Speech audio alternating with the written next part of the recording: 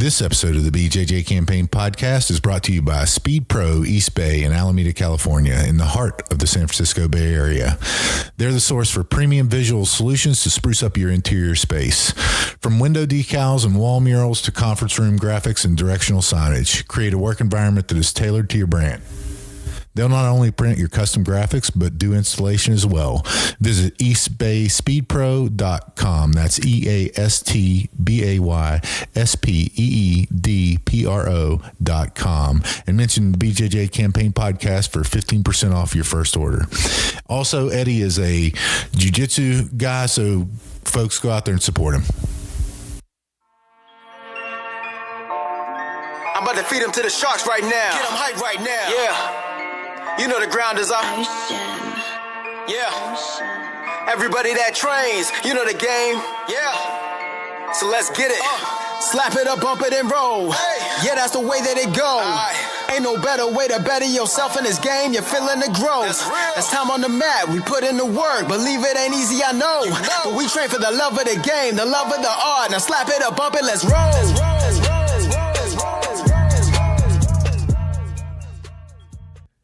Welcome to episode 60 of the BJJ Campaign Podcast. My name is Jeff Boone. I'm an A3 blue belt, 3 stripes. Phil Kors, A2 blue belt, 2 stripes. So Philly, I know you're not that big a fan of watching the competitive jiu-jitsu, but Gary Tonin beat Davi Ramos last night. Awesome. In a long match. Who's the second guy? Davi Ramos, ADCC champion, really good at jiu-jitsu, a lot bigger than Gary Tonin, maybe outweighs him by, 30 pounds. Okay. It was in Hawaii. I have a feeling that's why they went there. They wanted a vacation. Mm-hmm. But I want to kind of go past that and talk about the upcoming match, which is an incredible wrestler who's looking to go into MMA, and that's Bo Nickal against Gordon Ryan. That's going to be a grappling match. And in that grappling match, there's no pulling guard, and there's no footlocks. Mm-hmm. Okay, so that was kind of the rule set that they agreed to. And I want to get your thoughts on what kind of match you think that is, and just your thoughts on it. The Bo guy currently a college wrestler? No. He actually didn't make the Olympic team because there's a real stud in his weight class. He was going to try to make the Olympic team, so he said, "Screw it, I'm going to go into MMA and make some money." Oh, okay. I'm curious to see it, but has to be a submission, I'm assuming, to win? I think his college record, and this may be wrong because I make up statistics on the spot a lot of times. I think it was 196-2. Yeah. So he's a really, really good. So yeah, he's used to losing. Right. Too, so. Not so much. How do you win? Is it points or is it submission only? Yeah, it's points or submission. Okay. It's not going to come down to points. I would assume Gordon Ryan's going to win. I mean, It's just a different. I don't know. I still haven't watched enough wrestling. Like I try to watch like some of like Joey's matches and stuff when they get posted, because then I'm at least interested in the person doing it. Because otherwise it's hard for me to just watch it. Sure. But yeah, I don't know. I haven't watched enough of it to kind of still understand all that. I can tell when they're really good at wrestling, though, their body position stuff is obviously super good, and transition stuff is really good. And they seem to never quit. Right. Yeah. Like I think that Bo Nickal's going to have a hard time in the depths of the matches, because I'm not sure it's either a 10 or a 15-minute match. Wrestlers aren't used to going that long, and conserving energy and things of that nature. But I think that the outcome is going to be Gordon Ryan's going to win by submission. I don't know what, but what I particularly like about this matchup, and I think it's really smart of that whole Danner Death Squad, is I think that they're trying to get a bigger audience and grow jiu-jitsu. And that's what I like, because I know, especially, and it's brilliant because it's going to be on Flow Grappling, right? So all the people who like wrestling, they already have a membership to Flow Wrestling, right? Grappling. So they're going to be able to see it. And Is wrestling a different one or the same? I think I've seen Ben Askren talking about it. I don't know that you can separate them. I've got the wrestling and I've got all of it. I think if you just get a membership to Flow Grappling, it includes all of it. Okay. Marching bands, if you're into that sort of thing. And Really? everything. Yeah. Yes. Yeah, I watch that. I like drumline. Yeah. Well, yeah. I mean, you could watch that on Flow Grappling. That's weird, but we'll come back to that. Movie? Is that movie? Drumline. I know. Yeah, it was good. I know.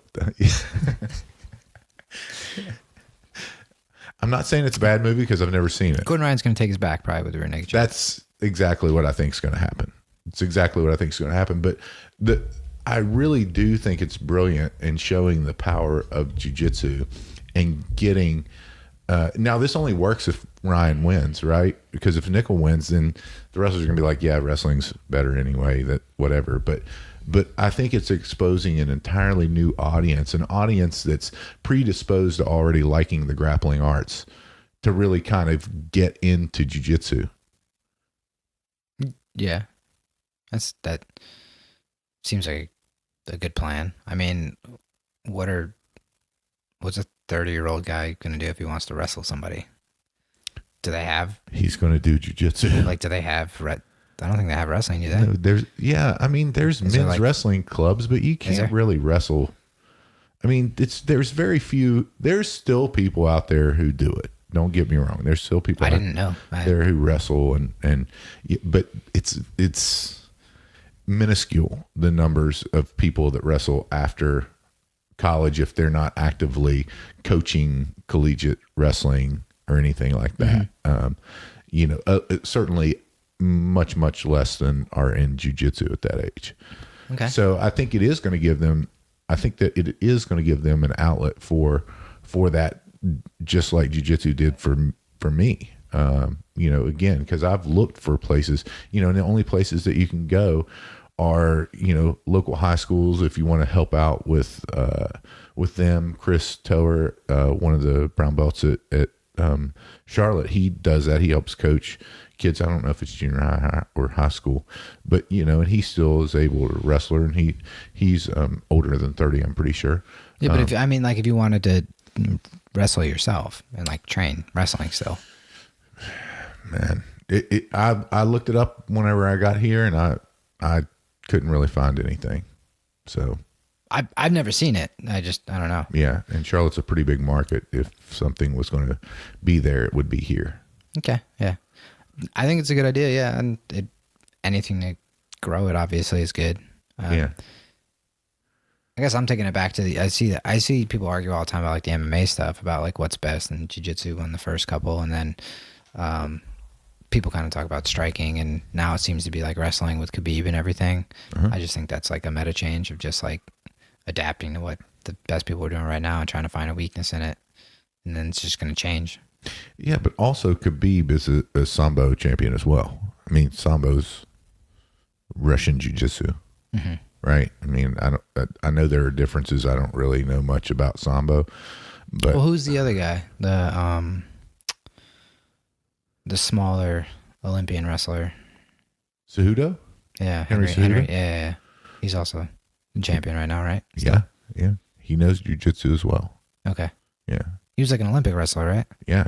He's an Olympic gold medalist. So he's a wrestler first, pretty much. For sure. Yeah. For sure. Same way with Ben Askren. Everybody says he's the greatest fighter of all time. Okay. I think that's he would have been a couple of years ago. He got, Okay. All right, Phil. Greatest fighter of all time. Get off Ben Askren's jock. That's all I'm saying. Best fighter of all time.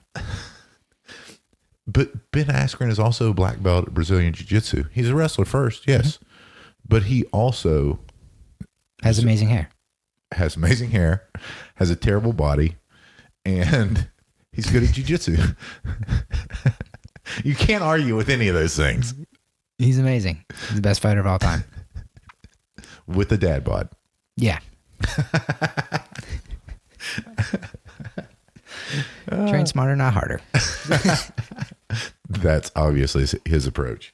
But really do like that. I think that anybody who thinks that Gordon Ryan, or I know he's an acquired taste to a lot of people. A lot of people don't like him, but I think he is trying to get eyes on the sport of jiu-jitsu. Yeah, I mean, I think he's mostly doing it for himself, to grow his brand. I mean, it's pretty clear he's doing that whole like say outrageous stuff. But like, I opened Instagram for the first time in like a month and a half, and the person that pops up is a picture of his bank account. Oh, how much did he have in there? It said like $400,000, and he's calling someone out. I don't even know who it was for a $100,000 match. And talking about how everybody says they're confident. He's like, I am confident. So that's like his thing. He tries to get as much attention by being outrageous, and it works. I mean, that's what they're all doing, is getting as much attention possible, so as many people buy tickets as possible to get paid the most. I mean, it is kind of annoying, but at the same time, it's everybody's fault for doing it. Like, if you're going to keep buying the fights and watching and talking about it, they're not going to stop doing it.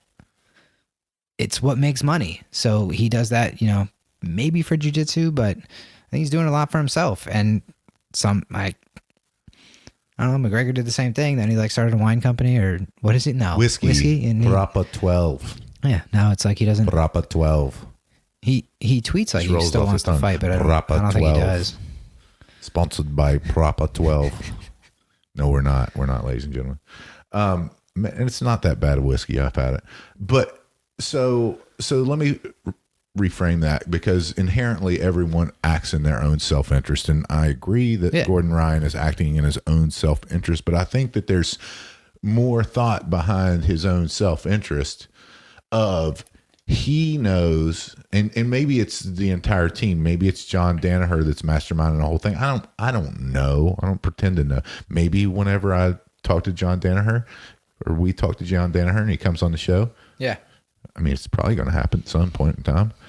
He'll let us know that this was part of the grand scheme of things, in that he's trying to get jiu-jitsu everywhere. And, oh gosh, I can't remember the guy's name who's in Europe now trying to get jiu-jitsu in the curriculum for all of the, I saw something like that, junior high school, maybe even elementary. Junior high school is a physical fitness possibility, just like wrestling. I think maybe this is a step in that direction. Maybe I'm reading too much into it, right? But just thinking about it, maybe that's the direction that they want to go, that they see that there's so much benefit behind jiu-jitsu, and there is, that they, if they capture a wider audience, then the possibilities are endless in how far jiu-jitsu can grow. Sure. Yeah. No, I think you're just. You think I'm overthinking just like it? 10 steps past what I think they're doing, but yeah, I think they're just getting as big a name, and like the Mayweather McGregor thing. Everybody knew what was going to happen. Now now Mayweather's talking about coming out of retirement to fight Khabib. Yeah. Why wouldn't Khabib do it? Right. Well, that's just what sells. I mean, and like, I think that's what they're trying to hit with the wrestling thing. I think, again, it's going to get more eyes on it. Yeah, maybe more people will try it, but I think they're just doing, because that's what's going to sell the most, is you get the two biggest names and just mash them together. Mm-hmm. Because if it's somebody like me, like, I don't know. First off, I don't know who that wrestler, Bo Nickal is. I've never heard of him before. And also, wow, you really don't watch any wrestling then? No, man. No. I mean, other than Joey. That's right. I watch Facebook Live clips of Joey. So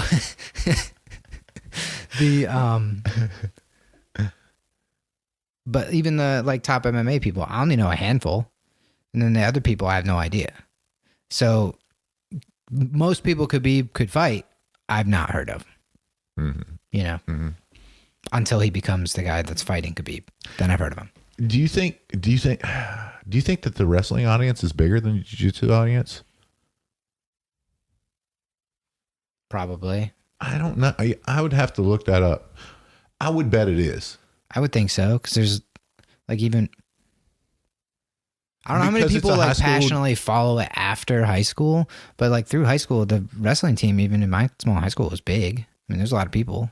Dude, my brother wrestled like 2 years, and because Nick, his son, wrestled, he loves wrestling. Like they actually went to the collegiate wrestling championships last year. Like to watch and stuff. Yeah, and he's got a flow. He's got a flow grappling or no, sometimes. Yeah, I would think wrestling audience is bigger just because it's more like mainstream sport. Yeah, yeah, and like you're gonna have your hardcore people in that. It's got to be bigger. Yeah, I think so too. I'm gonna look that up.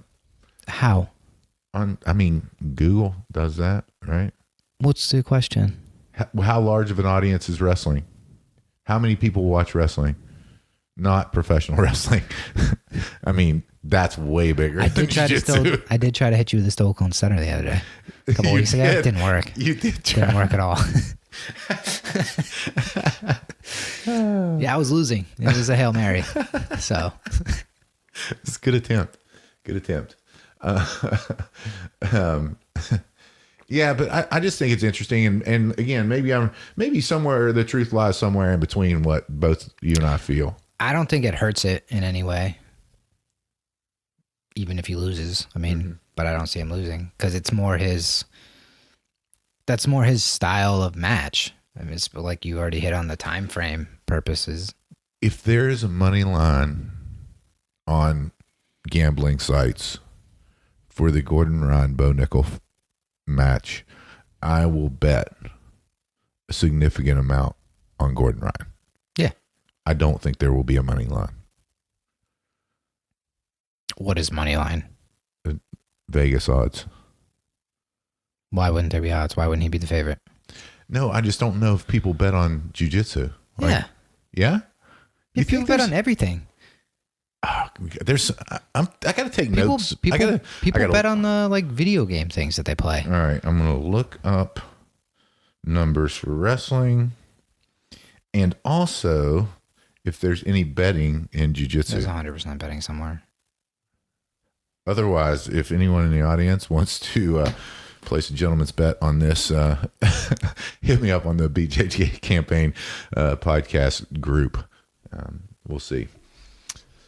Okay, moving on.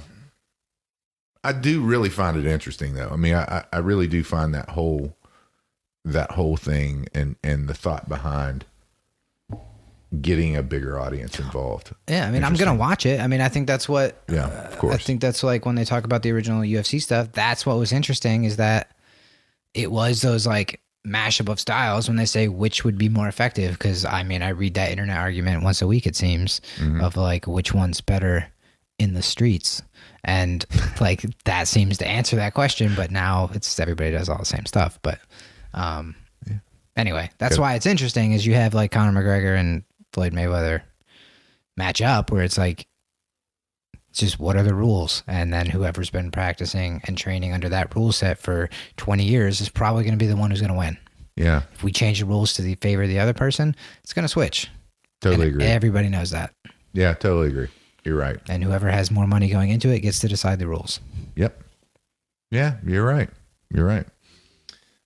So interested to see that. So next, let's move on and talk about some of the, because we're kind of all over the place sometimes with our training and our focus, and here lately. Well, first off, maybe we'll pivot to this, and that is that I've had probably.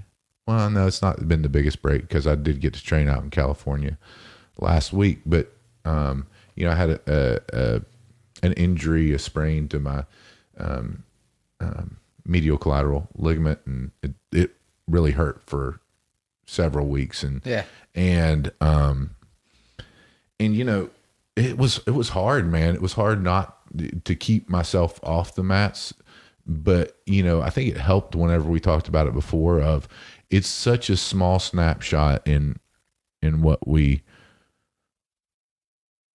the time frame that we're going to spend overall in jiu-jitsu, that 5 or 6 days is not going to hurt. And our professor John Plyler, he put a post in our on our site and said, kind of talked about training, either not training while you're injured and either coming in and watching class or doing self-study. I chose to dive into that, enter the system. I bought that a while back, the Danaher Kimura system. So I chose to dive into that because I really like Kimuras, and was able, it was like, oh my God, I think that the content was like, I want to say 18 hours of Kimura stuff with the same things reiterated over and over about the Kimura, which was great. It was great. And a fantastic instructional, but so I really like doing that because my mind was always on jiu-jitsu still, even though I was not, actively training that much other than that class out in California. Yeah. But, you took a little time off, right? Yeah. I took another week off, 6 days, week, whatever. Yeah. Well, it's the second time now that I've done that. Like this year, both times I felt much better when I came back. Like I feel like stuff is like sinking in that I don't realize is sinking in, or almost I get in the rut of doing the same thing all the time. Like I was telling you, I was doing that like half guard lockdown. Like I didn't learn that. I just started doing it. And I was getting in my own way with it, but I kept doing it every time for some reason. And now I don't seem to be doing that anymore. So I don't know. It's like a little reset for me. And I saw the post also, but not to say it doesn't necessarily apply to me. But I go out of my way to do a lot of my own training all the time. And, I feel as though I put my hours in. Sure. So when everything is kind of sore all the time, when I don't think it should be, I'm going to take a little bit of time, because I more than make it up, in my opinion. For sure. Yeah. No, I don't think it was directed at anybody. I think I know. But like, I guess I should clarify that. Cause like I see that and I'm like, yeah, I'm not at class and I should be trying to get, so I like get on myself at first because I'm not there. Yeah. Everybody does. Sure. Which I would do that anyway. Like you've always messed with me when I'm like, I think I'm gonna take a day off. And you're like, oh, well, we're going to do that thing that you wanted, So like I would get in my own head about taking a day off no matter what. But like taking a couple days off has always been weird to me, and I don't necessarily like to do it. But that's the second time that I've come back with almost like a fresher perspective, or just almost like a clean slate on habits, where I feel like I'm not necessarily fixing issues that I'm not good at or anything. But I think I have a tendency to do the same thing all the time. I think you're right. I think it is a hard reboot of your system, and again, exact same thing with me. You fall into the same traps, and now because I've had that time of reflection, because just because I'm not on the mat, actually, I probably think about it more when I'm not on the mat. I think about jiu-jitsu more. I'm the opposite. Do you? Yeah, I'm way less. You think about it way less? See, I think about it more whenever I'm off the mat, because I kind of evaluate what my weaknesses are and kind of try to figure out what I'm going to do for a game plan to strengthen those. I feel like lately I've done a lot of failing immediately and just like taking it up with John like that day and getting an answer. And like I was telling Derek, it took me like 2 weeks to figure out. But part of that I think is the time off. But it took like 2 weeks to kind of figure out what he meant by close the guard back up was the first thing he said. But then he also kind of said get on top. In what context? So I'm bottom half guard and I'm like shooting for the deep underhook to go for a back take. Most people flatten me right back out. I feel that better people to shut that down, flatten me out, work towards the Kimura or something. That's typically when the person's much better than me, the reaction I get. I was finding with newer people that they'll be like, what are you doing? Like, why are you sitting up? And like try to just react and sit away from me. And I was like, what do we do here? Because I wasn't used to that reaction. So I asked about it, but I didn't understand what he meant. But I figured out today, they're giving me all that space. Never mind. I'm just going to close the guard and work from there. But again, so makes sense. That was a weird scenario that was coming up over and over and over. And then once I realized it, or I'm failing and I don't know where to go next, I've just I feel like I'm pretty much good for one question every sparring class lately. I don't know, and that's kind of doing it. And then I don't know. I just haven't been thinking about it outside as much the last couple months, but Well, that's because you've been addicted to Call of Duty. whatever. A lot of time spent thinking about that. So Yeah, no, I think it's, I think whether you're in class, watching details, because, it's true, like whenever you're there watching the details from the outside, you can see things that maybe you're doing and correct those things just in your mind, so that you can move forward and do things more correctly. But also the whole doing self-study on things that interest you. I feel like I'm there in my campaign of trying to figure out what really is of interest to me, and really trying to take a deep dive into that. And certainly Kimuras that's certainly a position that I'm really interested in. mm-hmm. Yeah, like the clock choke for me is just what came up and seems to be a really powerful choke, and it's a situation that I end up in a lot. Mm-hmm. And then once I started doing it, seeing the entry on the other side, it's always there every time people elbow escape, and that's what I started working on left-handed, but I couldn't get it. So I wanted to go in, drill it a couple times today to get a feel for it, to try to incorporate it in. Derek added another layer of questions for me I'm going to ask John about probably tomorrow morning, is asking, like, what's the deal with this elbow? Yeah, whenever you put the elbow. What are your thoughts on it? Because it felt really strong when I got there, but also when I had it in right, didn't feel like I couldn't get to that step because people had tapped already because it was tight. Yeah. Like as my transition was going on. So just get the thoughts. Yeah. And it's another layer to add to that position, which is coming up from everywhere, from that gift wrap, from the arm across, that's what I was talking to Rich about, because it comes up in side control, top half guard, from the mount. That's every position on top that I'm usually in. I've found a way to work the arm across, now either side, to work either into the Kimura to try that, or into the back take for that choke. And just six months ago, neither of us had ever tried the clock choke in rolling. No. Ever. That's amazing. Mm-hmm. Yeah, it's a big difference. I wonder what the next thing like that's going to be. Heel hooks. It's not. I promise you, that'll be awesome. Don't get me excited, Phil. Okay. God. Stupid. I'll figure them out eventually. I know you will. You'll get tired of Talise heel hooking you. Sure, he did it twice. He's dirty. In the gi, no less. We're not recommending heel hooks in the gi, folks. That's not really something that's kosher unless you're a really good, fun training partner with someone. But let's see. Oh, I had the opportunity, I mentioned it a little bit earlier this week, to do an introduction to Jiu-Jitsu to our coworkers. This is the second year in a row that I've done it. Last year had 4 people start, and all of them were still doing Jiu-Jitsu.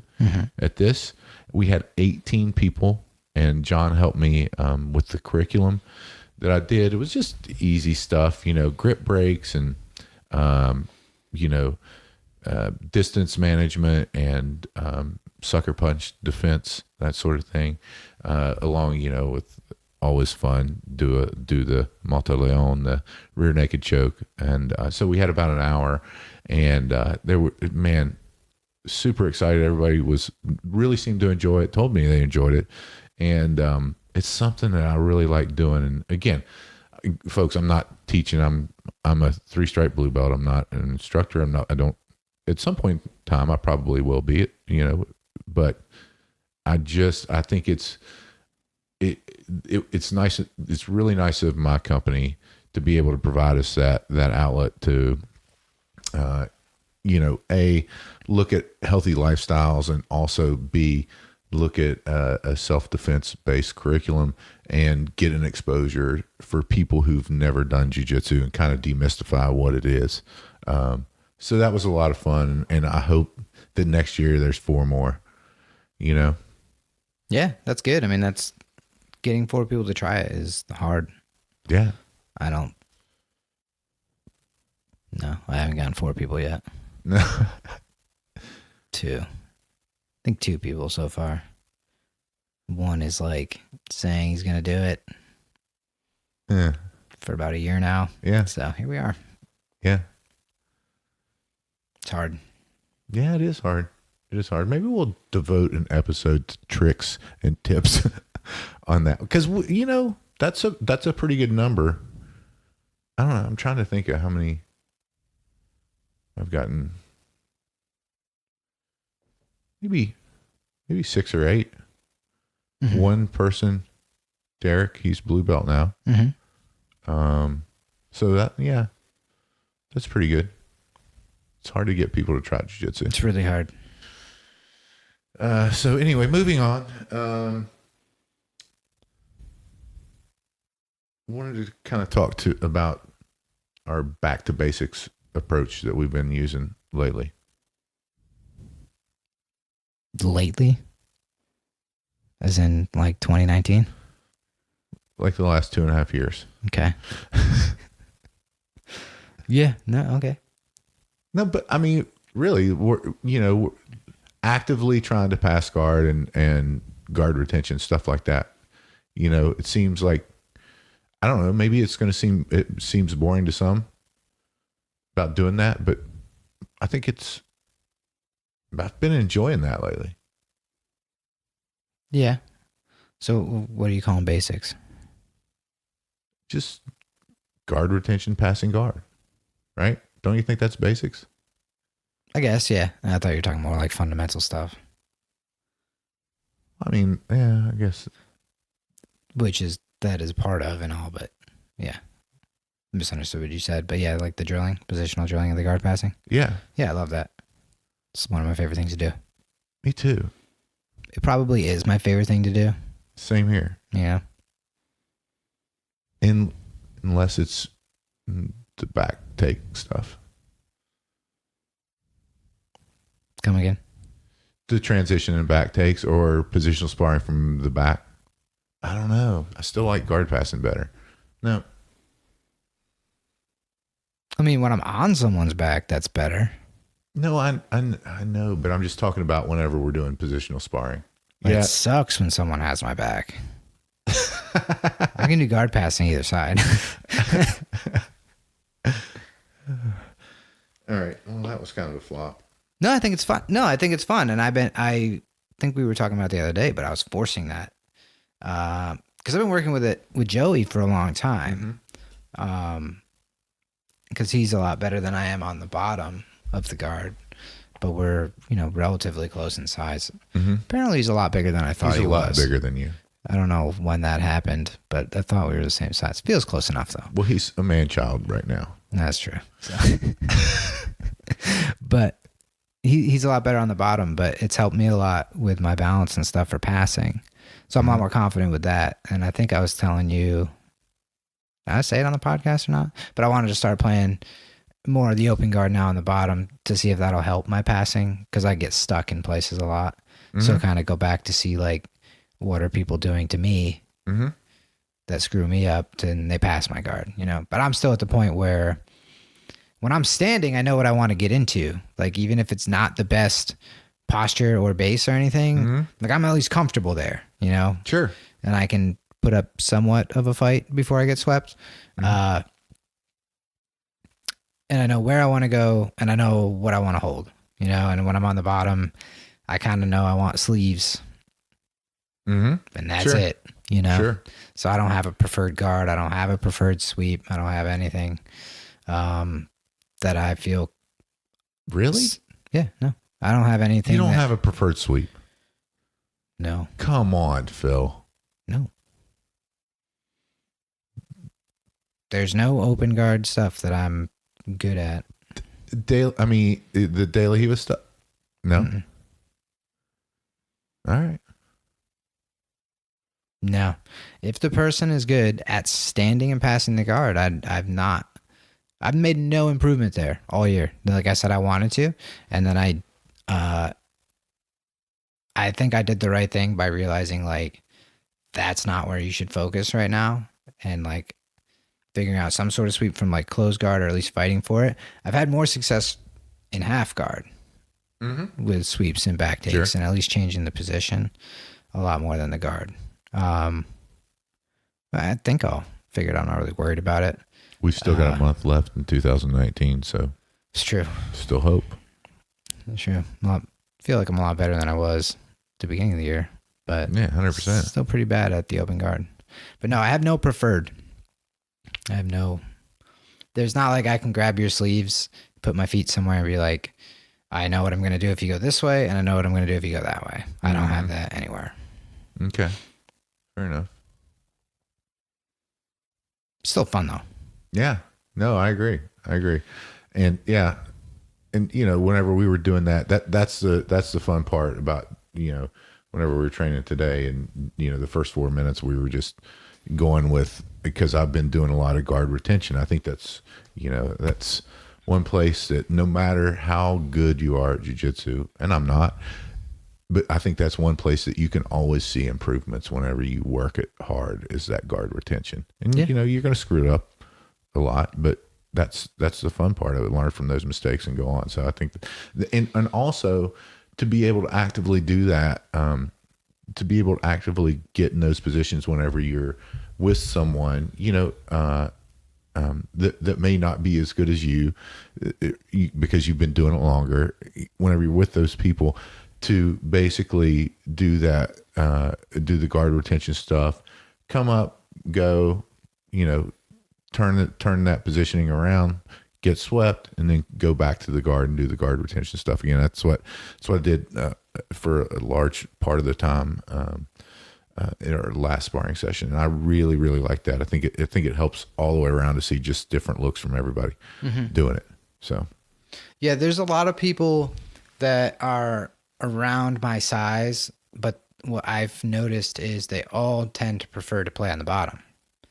So if we're not starting on the feet, and I say you want to start up or down, they all want to start down.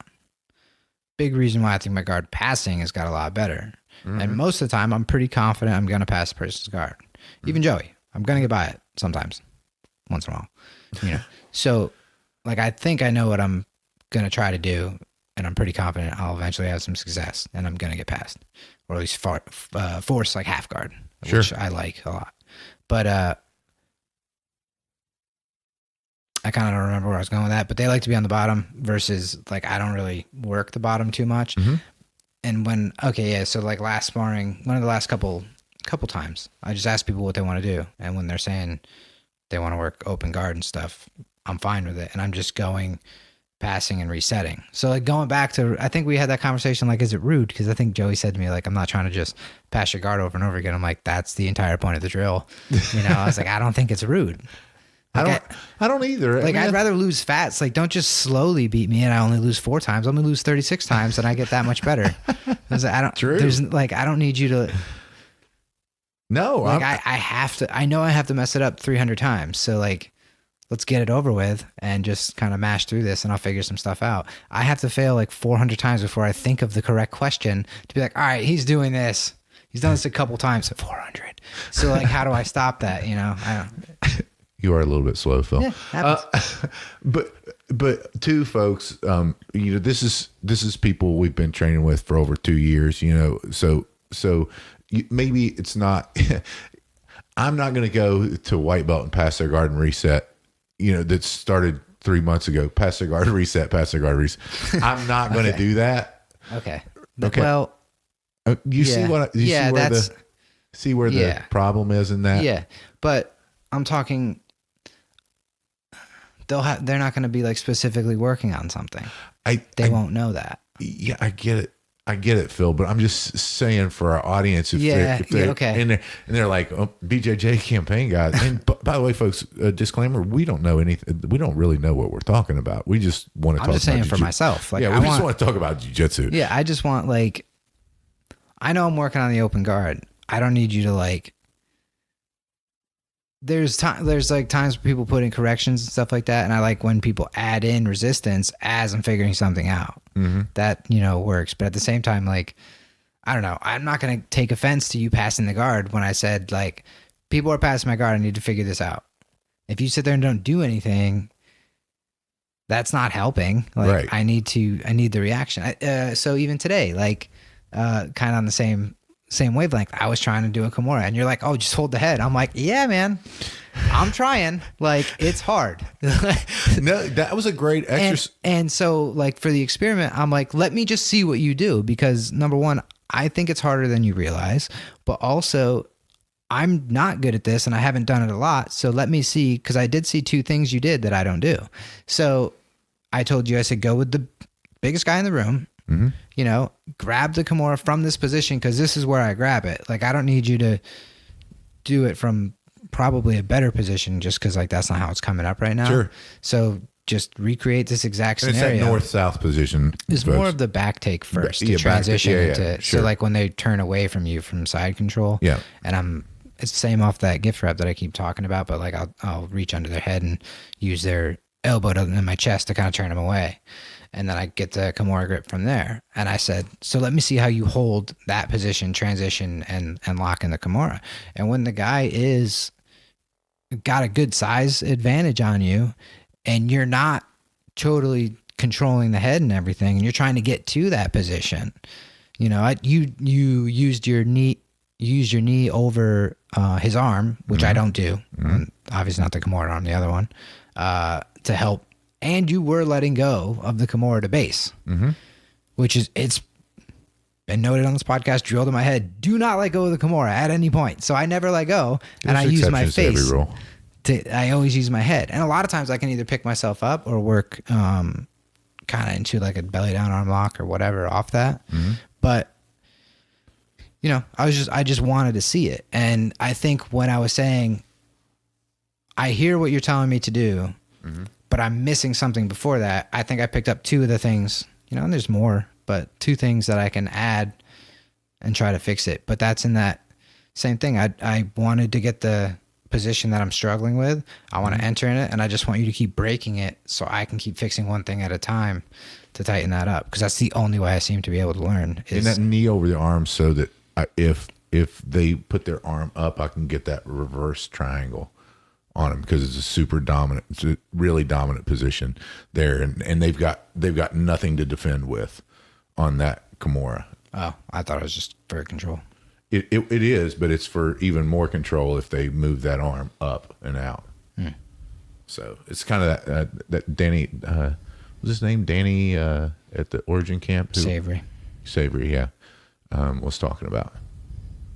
So yeah, no, and it was a good exercise for me too, because Rich is good, and he's bigger than me, and he's very agile for his size, and so yeah, it was a good exercise, and it was fun to do. And I kind of see after that, I kind of see what you're talking about, because it is a big difference with the size difference for sure. Yeah, because if I can when I get into the spot you're telling me to, it's different, and I can control it, but it's getting there is really hard. But anyway, my whole point to that entire story was, for the guard passing, just pass the guard, and eventually I'll figure something out. Yeah. Agreed.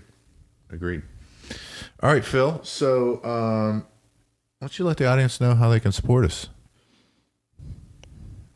T-shirts, patches, hoodies, rash guards. Hoodies coming this week, folks. Yeah, going to ship today. Yeah. To here. So they'll be ready for Black Friday. That's exactly. And what is the Black Friday deal that we have going? I think it's $99 for everything. Kitchen sink deal. Kitchen sink. Yep. Everything. Why is that a saying? Like everything in the kitchen sink. It's just a saying. Yeah, I don't get that one. And the kitchen sink or in the kitchen sink? No, and the kitchen sink. Yeah, it's a kitchen sink deal. It's everything. I don't like that saying. Okay, whatever. We're still using it because our vice president of marketing and business development, Doug Schluter came up with it. An intro class assistant. Got a long title. Yeah, that's right. Also, the role model women's only camp.